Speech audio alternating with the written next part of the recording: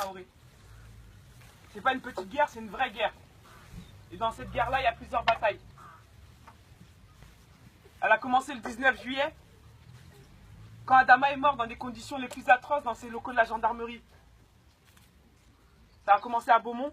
C'est pour ça qu'aujourd'hui, c'est un rassemblement qu'on demande. C'est même pas une manifestation. C'est un petit rassemblement qui doit rester fort et symbolique. Le premier rassemblement, on l'a fait sur ce terrain-là à Beaumont. Aujourd'hui, on doit le faire aussi pour Bagui. Adama est devenu un symbole mort. Bagui est aujourd'hui un symbole vivant. Voilà ce que représente la famille Traoré. Donc Adama est retrouvé mort dans ses locaux de la gendarmerie. 3 gendarmes sont mis en cause dans sa mort. Aujourd'hui, ça fait 7 mois. Aucun gendarme n'a été entendu. Aucun gendarme n'a été mis en examen. Aucun gendarme n'a été condamné. Mais ça fait 7 mois que tous les mois, on va dire tous les 2 mois, nous subissons des pressions, des répressions et un acharnement. Aujourd'hui, Bagui est accusé de tentative d'assassinat. Retenez bien ces mots, tentative d'assassinat. On lui enlève son frère. Aujourd'hui, c'est Bagui qu'on veut nous enlever. Ce premier jour, le 19 juillet, le jour de son anniversaire, quand Adama est retrouvé mort dans ses locaux de la gendarmerie, on nous cache sa mort. Ma mère, on va reprendre les faits. Ma mère va dans cette gendarmerie. Vers les alentours de 21 h, on lui dit qu'Adama est encore vivant. On lui dit qu'Adama est en bonne santé. On lui dit qu'Adama, s'il a besoin d'un avocat, ils appelleront un avocat. Aujourd'hui, on se bat contre les institutions les plus puissantes, c'est-à-dire l'État et la justice. Ce sont les institutions les plus puissantes. Donc cette guerre, c'est vraiment une guerre qu'ils ont envers la famille Traoré. On nous a criminalisés. Aujourd'hui, si Adama est devenu un symbole, c'est nous qui avons fait qu'Adama est devenu un symbole. Les médias sont là aujourd'hui, mais ce sont ces médias-là, en premier, qui ont criminalisé notre famille, qui ont fait passer Adama pour un voyou, pour un délinquant. Et la famille, et vous, et nous, avons installé ce rapport de force pour que la vérité sorte. On reprend les faits, Adama est mort pour eux de cause cardiaque et d'infection très grave. Nous faisons une autopsie, Adama n'est pas mort d'infection grave et de cause cardiaque. Adama est un toxicomane et Adama est un drogué. Nous faisons des contre-autopsies toxicologiques, aucune trace d'alcool, aucune trace de drogue. Nous sommes convoqués à la préfecture, le premier jour à la première autopsie, en nous disant que le corps peut partir dès demain, sous prétexte que nous sommes musulmans. Ce jour-là, ça a arrangé la France que la famille Traoré soit musulmane. Et que toutes les personnes n'ayant pas de passeport, un passeport leur serait remis. Et la bataille continue, nous avons ce procureur Ijani qui ment. Nous demandons son dessaisissement, il est dessaisi de l'affaire. Nous avons le dépaysement de l'affaire sur Paris. Et nous demandons dans l'affaire de Bagui, qui est aussi un dépaysement. Il faut savoir que la personne qui juge, qui est juge dans l'affaire de Bagui pour tentative d'assassinat, est la même juge qui était nommée dans l'affaire d'Adama à Pontoise. Donc je ne sais pas si vous trouvez ça normal que la juge qui a été dessaisie, où on a demandé le dépaysement de l'affaire de Adama Traoré, le frère de Bagui, que ce soit la même juge qui reprenne l'affaire à Pontoise. Il faut savoir que la juridiction de Pontoise, en tout cas, a décidé d'écraser la famille Traoré, a décidé de nous anéantir, a décidé de nous bousiller, et a décidé de mettre mon frère en prison 7 mois après. Il faut savoir que Bagui il est en prison depuis le mois de novembre, depuis que la mère Nathalie Groux, la mère de cette ville, on va dire mère parce qu'elle porte ce titre, mais je ne peux même pas l'appeler d'une personne responsable, une personne qui respecte. Parce que bon, jusqu'à aujourd'hui, nous n'avons même pas eu de condoléances de sa part. En tout cas, elle ne nous considère pas comme des habitants de la ville de Beaumont. Il faut savoir que quand on demande quelque chose dans cette ville, on ne l'a pas. Tout se passe avec difficulté. Même aujourd'hui, on parle directement avec la préfecture. Aujourd'hui, on est sur ce terrain-là, on passe pas par eux. Donc elle tente de porter plainte contre moi. Tout commence ce jour de conseil municipal. Et il faut savoir que le jour du jugement, on apprend qu'avant d'arriver à ce conseil municipal, les photos de Bagui et Youssouf avaient été présentées à ces gendarmes et à ces policiers municipaux. Donc tout était calculé. On veut les présenter en comparution immédiate sur un dossier bourré de mensonges. Ils vont quand même faire de la prison jusqu'au 14 décembre. Au 14 décembre, nous avons un jugement qui est une mascarade, qui est un cirque, qui est repris par les journaux nationaux, locaux et internationaux. Que Bagui, en fait, ne recevait même pas ses mandats. Bagui vivait... quel terme il a évoqué à notre avocate? Comme, je sais pas, comme une personne qui n'a pas de famille, en fait, en prison. Je me rappelle plus du terme. Voilà. Et il a dit à l'avocate, heureusement que mon co-détenu était là. S'il nous entend, on le remercie beaucoup. Sauf qu'on était là. Ils ont tout fait en tout cas pour le détruire psychologiquement. Bagui s'est senti. Ils ont tout fait pour que Bagui se sente abandonné. Vive en tout cas dans des conditions en tout cas indignes. Et ça nous a fait très mal. De savoir que ses mandats étaient bloqués. On l'avait au téléphone, on ne va pas s'en cacher. Hein. Quand on fait tout pour couper la communication, il faut trouver une communication que j'assume complètement. Je l'assume complètement. Et aujourd'hui, Bagui, on le met à Fleury pour l'éloigner en tout cas de sa famille, pour l'éloigner de nous. On n'a pas encore de numéro d'écrou. Donc on va tenter de demander un parloir. J'espère qu'on en aura un. On va tenter de lui envoyer de l'argent. J'espère qu'il aura ses mandats. Et on demande en tout cas à ces détenus qui sont à Fleury de faire comme son co ou ses co qui étaient à Oni, de prendre Bagui comme leur frère. Que sa famille elle est là à l'extérieur, on ne l'abandonne pas. Ils ont tout fait pour que Bagui puisse penser ça. Ils ont tout fait pour que Bagui puisse être mis dans des conditions atroces. Ils l'ont tué psychologiquement. Psychologiquement. Bagui ne se remet même pas encore aujourd'hui de la mort de Adama. C'est Adama qui est tué, mais c'est nous qui sommes passés pour des voyous et des bandits. La France est un pays antidémocratique. On vit dans un pays, en fait, où c'est une dictature assumée. Elle est assumée, sauf que la France met des formes. La France nous donne des belles phrases. Parce que quand on demande la liberté, on se fait tabasser. Le jour du conseil municipal, ici même, avec quelques jeunes qui étaient présents avec moi, nous avons une expédition punitive. Nous avons eu des gendarmes qui étaient sur le toit, ici, qui ont lancé des flashballs, qui ont chargé les jeunes habitants de Boyenval. Ils les ont attrapés, ils les ont tabassés, ils les ont frappés, ils les ont insultés. Ils ont attrapé un de mes frères, qu'ils ont mis là, juste là, sur la route, et l'ont tabassé. Parce que nous avons osé aller demander nos droits et nous nous sommes exprimés. Donc la France ne peut pas dire que c'est un pays de démocratie, ce n'est pas vrai. C'est complètement faux. En tout cas, pour la famille Traoré, et j'en suis sûr pour beaucoup de monde. Parce qu'il faut savoir que la France divise son peuple. La France, quand je dis que divise son peuple, nous sommes en plein dedans.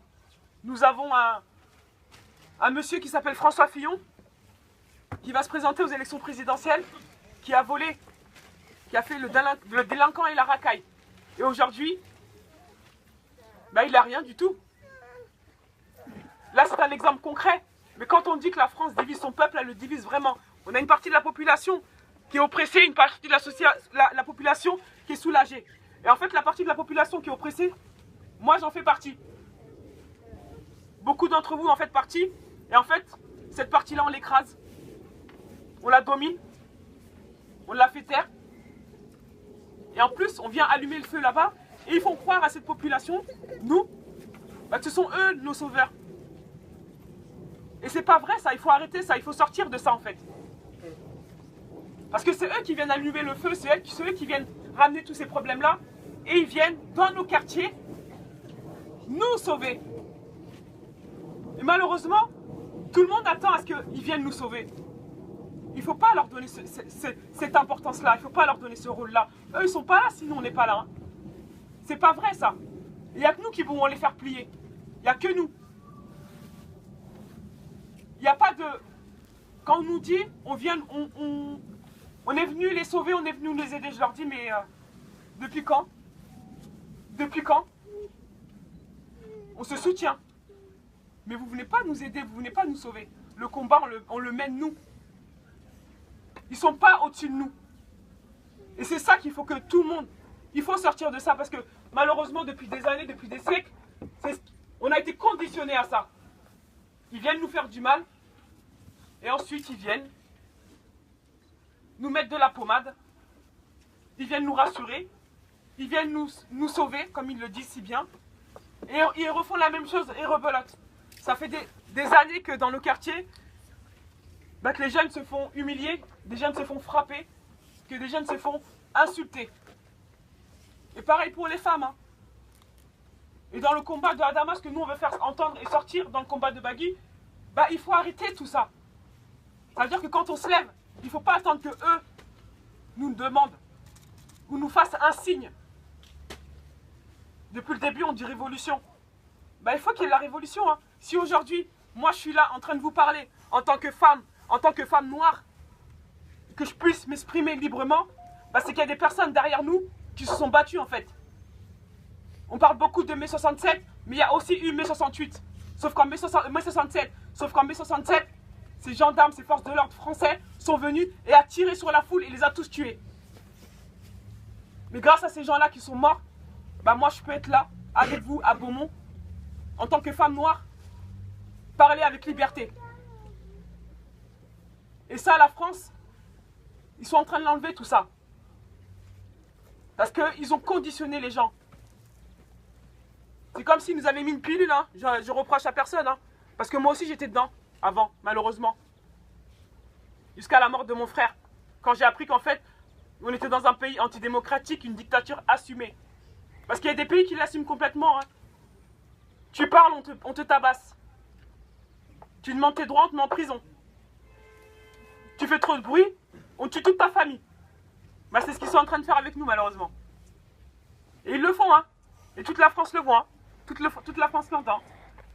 On ne peut pas dire que c'est un pays de démocratie. La personne qui dit ça, c'est pas vrai. C'est complètement faux. Et ça, il faut sortir de ça. Par contre, la France, on la fera plier si tout le monde se lève. Mais ça veut dire que quand on se lève, c'est que vraiment tout le monde se lève. La population qui est divisée en deux doit se lever ensemble pour faire plier cette mauvaise France. Parce qu'on peut se rassembler comme on fait aujourd'hui, comme vous avez fait il n'y a pas longtemps pour Théo, comme vous avez fait pour Adama toutes les autres fois. On peut en faire plein, comme il y a eu il y a 30 ans, comme il y a eu il y a 50 ans. On peut le faire, hein. On peut le faire encore pendant 10 ans encore. Sauf que pendant 10 ans, il va encore tuer encore une cinquantaine de personnes. Il va encore tuer ou violer encore combien de personnes? Et qu'est-ce qui va se passer? C'est-à-dire que les personnes qui se sont battues avant nous, se sont battues pour rien. On n'a pas le droit de rester comme ça. C'est-à-dire que tout le monde doit se lever. Il faut qu'il y ait une révolution en France, que ce soit les quartiers ou la ville, mais tout le monde. Parce qu'aujourd'hui, on ne s'attaque pas qu'aux quartiers, on s'attaque aussi aux personnes en grande précarité. Il faut savoir que la précarité en France, elle touche beaucoup de monde. Pendant que M. Fillon vole l'argent de tout le monde. Il y a beaucoup de monde qui vit dans la précarité. Et les personnes qui sont dans la précarité, elles ne sont pas considérées aussi. Hein. On ne va pas tout mettre que sur les personnes de quartier. Il y a toutes ces personnes-là. La précarité au sens très large. Parce qu'il y en a beaucoup de la précarité en France. Et ce sont des cibles pour l'État français. Et l'État français, si nous ne sommes pas là, si les personnes précaires ne sont pas là, si les personnes de quartier ne sont pas là, ils ne peuvent pas venir dire qu'ils ont fait leur rôle. Parce qu'ils ont besoin de ça pour exister. D'accord ? Il faut qu'on leur enlève ce pouvoir-là. Parce que ce pouvoir-là, c'est nous qui leur donnons. Et aujourd'hui, Bagui, moi j'ai envie que Bagui sache que Beaumont, en tout cas, on aurait pu faire à Paris, on aurait pu faire un grand rassemblement, on aurait pu faire comme le 5 novembre, on aurait pu demander, faire un grand appel, on aurait pu le préparer en 2 semaines en disant, venez, on va dans la rue, qu'on soit 5 000, 6 000, 8 000, 10 000. Mais aujourd'hui, c'était pas ça, c'est pas le nombre. Mais ce que représente Beaumont pour Bagui, ce que représente Beaumont pour la famille Traoré, ce que représente Beaumont pour Adama. Le combat d'Adama, il a commencé ici. Le combat de Bagui doit commencer ici. Il doit être porté par vous. Quand je dis Beaumont, attention, Beaumont comporte toutes ces villes limitrophes, que ce soit Champagne, L'Isle-Adam, Berne, Bruyères, Persan, toutes les villes. C'est ce qui fait notre force. Et Bagui doit le sentir, ça. On va vous donner son numéro d'écrou. Donc un courrier, peut-être que vous, vos courriers ne seront pas interceptés. Peut-être qu'il pourra lire vos mots à vous. Ça lui fera plaisir. Parce que nous, on n'a pas ce droit-là, malheureusement. Il ne l'a pas eu depuis le mois de novembre. Par contre, ils lui ont autorisé une visite, c'était celle de sa compagne, qui elle aussi est dans l'affaire. Mais il faut savoir qu'elle aussi est la dernière personne à vu Adama mort dans ces locaux de la gendarmerie. Il faut comprendre que tout ça, c'est un contexte. C'est devenu politique. C'est complètement politique. Il faut même s'attendre à ce qu'on puisse inventer des preuves aussi, hein, ou qu'on puisse mettre des pressions sur des témoins. Ou qu'il puisse avoir des témoins anonymes. Parce qu'il faut savoir qu'il y a quand même, avant Bagui, il y a eu des cas, il y a des personnes qui sont tombées sur des témoignages anonymes. Et au point où on en est, je me dis que mon frère, il peut tomber, mon frère peut prendre des années de prison, même sur des témoignages anonymes, ou sur des témoins où on puisse mettre des pressions. Par contre, ça, il faut qu'on puisse, aujourd'hui on est à Beaumont, mais par contre, après, il faut se battre plus fort. Moi, mon frère, je ne le laisserai jamais tomber. Notre famille ne le laissera jamais tomber. Effectivement, ils nous font beaucoup de mal. Effectivement, ils nous mettent de la haine. Mais c'est de la haine qui nous met beaucoup de force. Parce qu'aujourd'hui, ils nous ont mis une haine. Vous ne savez même pas à quel point j'ai la haine. C'est même pas une haine qui puisse nous affaiblir ou nous mettre par terre. C'est une haine qui nous... qui pourrait nous... je sais même pas. C'est qu'aujourd'hui, plus ils font ça, plus ils nous donnent de la force. Moi, j'ai envie de dire à Bagui, il nous entend pas. Bagui, on fera tout pour que tu prennes pas 15 ans de prison ou 30 ans de prison. Tentative d'assassinat envers les forces de l'ordre. Retenez bien ces mots quand vous allez rentrer ce soir. Tentative d'assassinat. Qu'est-ce qu'on peut dire pour Adama? 3 gendarmes mis en cause dans sa mort. Personne n'a été condamné. Personne n'a été entendu, ne serait-ce que par un juge. Donc les personnes qui vous diront que la France représente un pays de démocratie, que la France représente un pays de liberté, dites-leur c'est pas vrai. Hein. C'est du mensonge. Hein. J'ai rencontré des journalistes brésiliens qui, eux, malheureusement, vivent ça presque tous les jours. Mais de l'extérieur, ils se disent, il faut venir en France. La France est un pays de liberté. Mais c'est pas vrai. Et quand ils ont entendu parler de l'affaire d'Adama, ils sont venus me voir. Parce que ça les avait beaucoup intrigués. Nous avons les ligues des droits de l'homme qui se sont saisies en tout cas de l'affaire aussi. Parce qu'eux-mêmes sont choqués du comportement du comportement de la France, que la France fait subir à la famille Traoré. Et quand ils touchent Bagui, ils savent très bien qu'ils touchent la mère de Bagui, qui touche Tata, qui touche ses frères, ses sœurs, mais qui touche aussi son fils. Quand ils sont partis ramener la compagne de... Je l'ai cherché, quand ils ont amené le fils de Bagui à l'école, ils ont ramené sa mère menottée, avec des gendarmes, à l'école. Le directeur était choqué. Il était choqué. Quand on a eu notre petit neveu, mon frère lui a acheté un poisson, il l'appelait Bagui. C'est mignon, mais c'est représentatif de beaucoup de choses. Il n'a pas vu son père depuis des années. J'ai même pas envie de dire des années. Depuis des mois, mais des années pour lui. Pour un enfant de 4 ans. On lui donne un poisson, il appelle son poisson Bagui. Beaucoup d'enfants ont des poissons. Je pense pas qu'ils appellent leur poisson comme leurs parents. Ils leur donnent des petits noms. Mais lui a décidé de l'appeler Bagui. C'était mignon pour lui, mais nous, ça nous a beaucoup touchés. On a eu l'avocate, on lui a dit, dites à Bagui que son fils va très bien, et qu'il a même un petit poisson qu'il a appelé Bagui. C'est des petites choses, mais c'est des choses qui sont très importantes.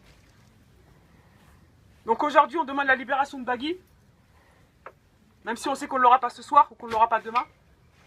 Mais en tout cas, on demande à ce que tout le monde se mobilise, que toute la France se mobilise, et que tout le monde se prépare à cette révolution. Parce qu'il faut qu'on puisse la préparer ensemble, cette révolution. Hein. Donc je pense que toutes les organisations, toutes les associations, il faudra qu'à un moment, on puisse se poser et que la révolution, on la lance dans toute la France. Et qu'on la fasse plier, cette mauvaise France, ces mauvais gendarmes, cette mauvaise mauvaise force de l'ordre, c'est mauvaise police. Quelqu'un a dit que 99% de la police faisait bien son travail et n'était pas violente. J'ai envie de dire à cette personne, viens vivre ce que nous sommes en train de vivre. Si 99% de la police fait bien son travail.